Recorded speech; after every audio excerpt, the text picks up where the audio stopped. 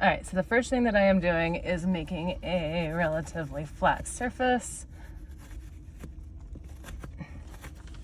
without trying to compact the soil in any way. The goal for bulk density is a measurement of the mass of soil per unit area. So when we use a ring like this, we know the exact volume. We're going to put this in here on this flat plane right here. We're going to pound it in. We want to pound it until it is flush with that flat surface that I made. A little bit more. Okay, now the next step is to very carefully excavate around it so that we can pop this ring out without losing soil out of the back.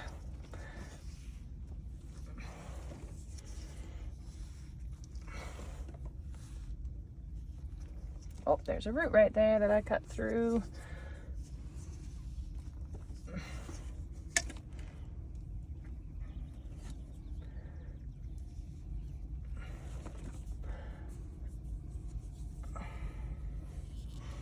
And we are going to know what the distance from the root is. We're about 2 centimeters from roots on both sides for this sample, and we will get a measurement of the depth as well.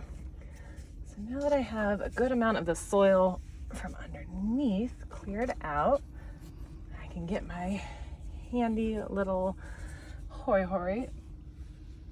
right behind there and pop the whole thing out. And then I'm going to clean the soil around it.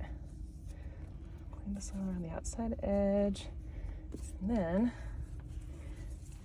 I will use, if you can see the colors in there with that natural soil, you see some areas are a little bit more yellow and a little bit more red and a little bit more gray. That's evidence of what we call redox reaction, or oxidation and reduction. The gray areas, that's a sign of reduction, an area where there is low oxygen availability. The areas where we see that bright or these vivid colors, the oranges and yellows, that's oxidation, where there's oxygen available. And so that's all just about electron transfer and the amount of moisture that's in the soil.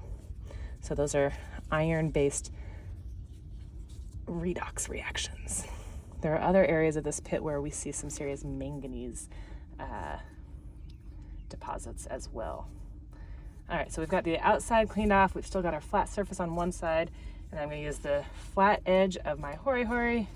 I'm going to make this flat so that we have a known volume of soil.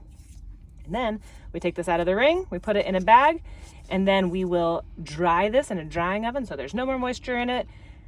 Then we'll be able to weigh the soil. We use the weight of the soil and the volume of the ring to calculate the bulk density. And then we take a subsample of that soil, we measure the amount of carbon, and from that we can calculate the carbon stock, or the total amount of carbon at that depth with that distance from the root.